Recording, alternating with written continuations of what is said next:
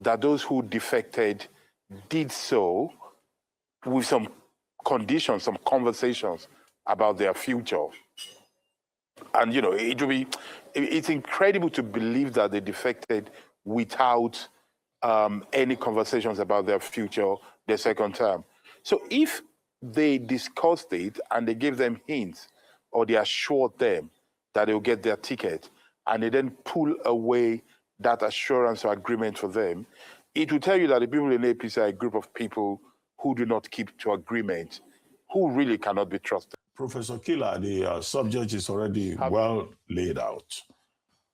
Do you think it is fair for the governors who defected from their parties to join the APC now to be told that they will not get automatic tickets, which we understand is a condition that is delaying Governor Abba Yusuf of Kano's, potting, to use a common phrase, to the ruling APC. After all, it's supposed to be a quid pro quo arrangement. Now the governors have been left to, their future has been left to pure chance. What if they don't get the tickets? Do you think that they've been foolhardy, as Mobong and Ladipo Johnson are saying? Oh, no, I think the spokespeople from the PDP and NPP are just playing politics, and that's, it's unfair. They're not being informative. They're trying to be manipulative. They're just trying to score points against APC. But it must be said that the APC is at a low ebb, and, and they're frameable. Because there are two ways to look at the situation. One is to look at it from a logical, commonsensical viewpoint. The other is to look at it from an experience and practical viewpoint. Whichever way you look at it, the APC comes out badly. If you look at it from a logical, commonsensical point of view, it is very safe to assume that those who defected did so with some conditions, some conversations about their future. And, it's incredible to believe that they defected without any conversations about their future, their second term. So if they discussed it and they gave them hints or they assured them that they'll get their ticket and they then pull away that assurance or agreement for them, it will tell you that the people in APC are a group of people who do not keep to agreement, who really cannot be trusted. If you look at it from another side, using experience and some practical factors, those who have knowledge of the way primaries work, and I have some knowledge about that, will let you know that primaries are really managed at the national level. It is Abuja who sends those who will conduct election. They are the ones who follow the process. So in reality, whatever is said, if Abuja wants you to get a ticket in the state, you can still get it. If what they're doing is something Machiavellic to show the world or to assuage some people, and it's a possibility that they're just making this announcement to assuage some people and perhaps even gain some money from selling primary tickets and, give their process some sort of validation, it still tells you they're manipulative, they're not transparent, and they're not straightforward with the people. So whichever way, APC loses. But one thing, that is APC, and then the other side, you have all those spokespeople, just trying to be manipulative themselves, trying to score some cheap points. But one thing I would like citizens to look at, and this is very important, is that with all these games going on, it is clear that politicians are so dedicated to their own self-interest, to navel-gazing. The reason why they leave party to the other has nothing to do with the benefit of citizens. The reason why they want to change and they're negotiating has little to do with the condition of the citizen. It has very little to do with some kind of ideas, let alone ideology. I think these are the issues that we need to be looking at as well. And we should not leave out the partisan thing, but we should lose out the citizenry aspect. Because in this, neither government of the day nor opposition parties are coming out well. Okay. I think most people do feel that, these are statements that must be made in sort of the public interest because it would appear undemocratic, to make such a blanket proclamation publicly. Having said that, it really does spotlight the state of internal party democracy. Now, we've seen internal party democracy crumble, so to speak, in the opposition. Even within the ADC, we're seeing signs of tension within that coalition as well. The APC recently inaugurated a committee that was, targeted towards conflict resolution and strategy and so forth. But do you think that, given that there are several new members, there will be those who are aggrieved, who will not get what they want out of this process? Do you think the APC's internal party democracy is strong enough to withstand the challenges that are about to arise because of the union of strange bedfellows that has just been created? No, I do not think so. I think the system that we run overall in Nigeria is a system that has little regard, little structure for internal democracy. We run a vertical system. I've always said it that modern democracy, what we run is barbarism. There are too many people in political parties who are not worthy of being called leaders. We give the job of men to boys, the job of women to girls. In a political party, and I want our viewers, a lot of people don't know this thing because they're not close to, millions of people are not close to the few thousands who are operative in political parties. Nigerian political party is an association where one man is in charge of the whole structure of the state, the local government, or even nationally, and other people are dependent on this person. It is not an association of equals, of independent people, where you have strong ideas. Now, one thing must be said. In this republic, if there was one party that was near being an association of equals, it is actually the PDP. The PDP of up to four years ago. The other political parties were Buhari and others, Tinubu and others, this and others. And this thing affects us. This is why people are so interested in their own survival. They want tickets, they want nominations, and when they don't get it, they leave those parties. Because what is uniting them is not dignity, it's not idea, and it's not commitment to a cause. Those are the issues we need to look at. So to that extent, when you say, would they be able to survive it, they will resolve it because might will be right.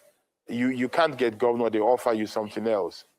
And they promise you to become, unless of course, like the origin of the APC, there are people who are so angry with those in government that they will take anything to sit down there because they have nowhere else to go. The issue of nowhere else to go is another factor we should be watching out for by the mid of this year, end of this year, actually by the middle of this year. Some people are going to be stuck. Okay. Some are already stuck. Anyway, Professor Kila, and good to see you again. So, no, they're already stuck. Let me use the word of Mark Carney today. For them, it's not a transition; it's a rupture. they're already ruptured as we speak. Yeah. Even those Fantastic prose by Mark Carney. Yeah, even those that joined the APC, I'm sure as they made this announcement, their ambitions are already ruptured. I'm not looking at anything happening in Rivers State, but I'm just talking to the ether. I'm sure some people, as they hear that there's no automatic ticket in Rivers State, they're already shaking. But it goes back to what the ethos of democracy is supposed to be, which originally comes from the Greek word demokratia, which means government of the majority. And the majority here should be the people making the decision. In all of these party movements that they are doing, do they really consider the people? And do they really understand the historical antecedents? Maybe the last election cycle didn't teach them anything. That for the fact that you join a leading party is not an open sesame that you win a governorship election. I think it is clear that politicians do not consider the people, but most of the people do not position themselves in a way to be considered either. Truth be said, we run a very unbalanced democracy that is very strange. There is a vacuum. Let's start this way. The assumption of democracy is that the people are equal and the people are informed and the people can, focus on the greater good. Those are some basic assumptions that are far from reality overall. What we have here, and if you look at the people who are active in politics, it will be very difficult to consider them equal, enlightened, and dedicated to a cause. Then the rest of the citizens do not actually believe they have a voice. They do not act that way. We the people look at democracy too much as a right. We do not see it as a duty that has to be done.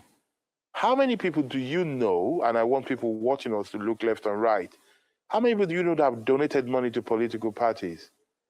And I want people to watching us at home to look at their left and right in their offices and at home.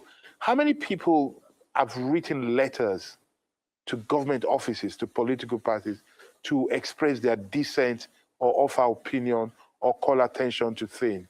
So in a way, when you say, when Rufai was saying, it reminds us that democracy is a government of a majority, and we should be honest to accept that in actually what we run is a government of a very tiny minority who are talking amongst themselves.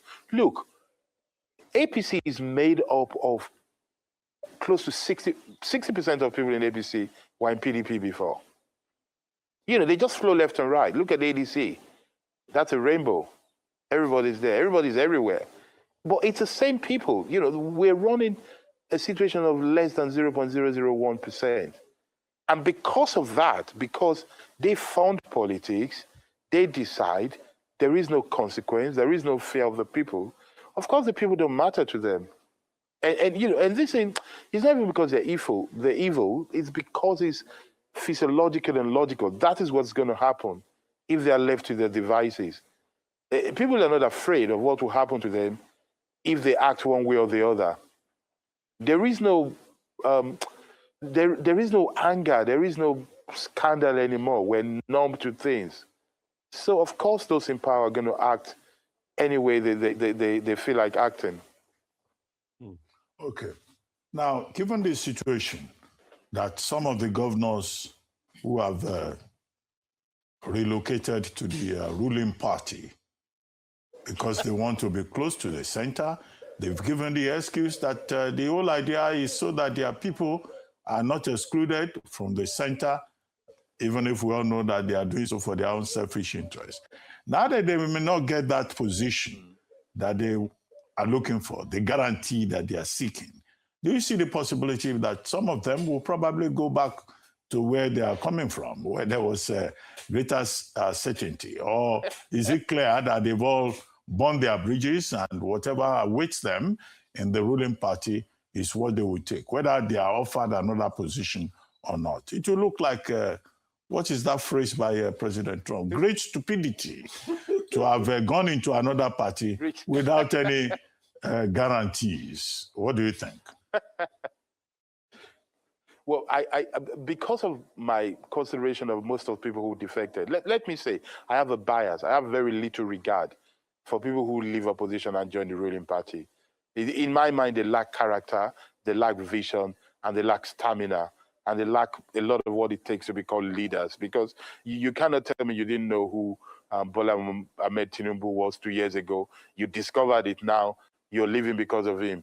You cannot say, for you to rule your state very well, you have to be part of the center. That, allow me to say, is unacceptable nonsense. So because of that, I do not trust their character, that they have enough dignity not to go back. But I believe they will not go back because I think this declaration is a farce. I think this is just to assuage people, not even people like me, maybe people like Rufai Hussaini, to make sure that he cannot accuse them of not being democratic. It's a tokenism. I think behind it, there are bigger deals. Because these people say what you like. They might not be good at fixing road.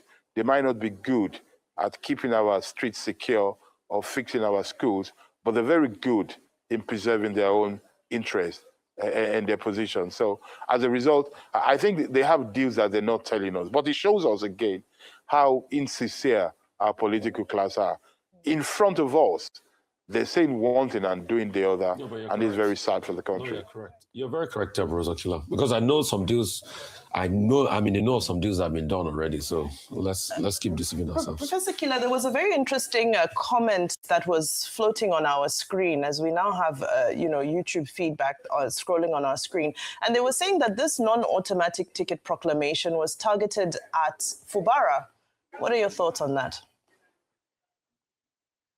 It might be targeted. I think it might be targeted at him. It's also targeted a bit like people like you, so that you will not accuse them of that. But I think whichever way is bad, it is possible it is targeted at Fubara because Fubara has an opponent, a man who is a minister, a leader of opposition, a leader of government in power, a very rare essence in the atomic table, as it were. A very unclear figure who on one side they want to keep, on the other side they struggle to tolerate. So it is possible they play different games to assuage this kind of size. The APC and the president and the people in power are in a situation where they want to eat their cake and have it. So they're forced to play these kind of games, yes. So it goes back to political eating your cake and having it. Eating your cake and having it, doesn't it boomerang sometimes? Because when you look at the grand ideology, the fact that, okay, there's a fight between Wiki and Fubara. They probably have said this to be able to say, it's not going to be hunky-dory for you, Fubara. There's no automatic ticket and all of that. But in saying this, also, other governors are looking what's going on. They are trying to check the agreements that they have already. That is this certain. Look at the case of the Kano governor, for instance. He's been going back and forth. I'm sure it's because agreement has not agreed or agenda has not agended, if there's anything like that. Pardon my French. That's why he's been going back and forth. So is he not going to boomerang? But you see, this is part of, it's unfortunate that the people leading us who are faces and who represent us are politicians, because politicians, we allow them to get away with a lot of things that is not acceptable in other professions. The truth of the matter is that those situations that you refer to, the Kano situation, truth is not just about the governors that want to defect from his party to the other. It is still this, as you rightly put it, eating your cake and having it, because they still want to assuage the leader of that party, Mr. Kwakwanso, as well. They're playing with two things. They're trying to see which one can we get? Can we get both? Can we pretend to get both? Can we eat our cake and have it? Really, that's what they're playing with. Can we? And they're trying to calculate as well, which is the best way to get one of the two. Where do we gain more from? Is it from the party leader or is it from the state governor? Those are the calculations they're making. The other thing that needs to be said is this. The case of Rivers and the case of Kano stands out, because they talk, they make noise, they're significant. But within the party, across the federation, there are also some silent issues, to use your word and Kenny's voice, that have not ruptured, that are just calmly there at the moment, and have not truly ruptured up, come out to that situation, because there are states where the people who have defected from the opposition party to join government party are sworn enemies. So egos are at stake. There are states where the balance was pointed to one person that will get the ticket, either governor or senator, and another person has come in. So the balance is all at stake as well. So this declaration of saying there'll be no automatic ticket, I expect it to follow up with other seats as well, Senate, to assuage a lot of people. But I think we're having two levels of conversations. I believe it is not true. I believe it's a farce. I believe behind doors, some people are reassured. In the spirit of uniformity, can they also say there will not be automatic ticket for the seat of the president, so that we know that it's a balanced argument, not just for governors? Okay, that is you being naive there, because I've told you that we're not doing democracy, we're doing barbarism. What we practice is a system of all animals are equal, but some are more equals. Yeah, it's barbarism. Some people are untouchable, in the way it is said. Again, to go back to that quote, the rigor that we use for our process depends on the victim and the oppressor. Okay, thank you very much, Professor Anthony Kila.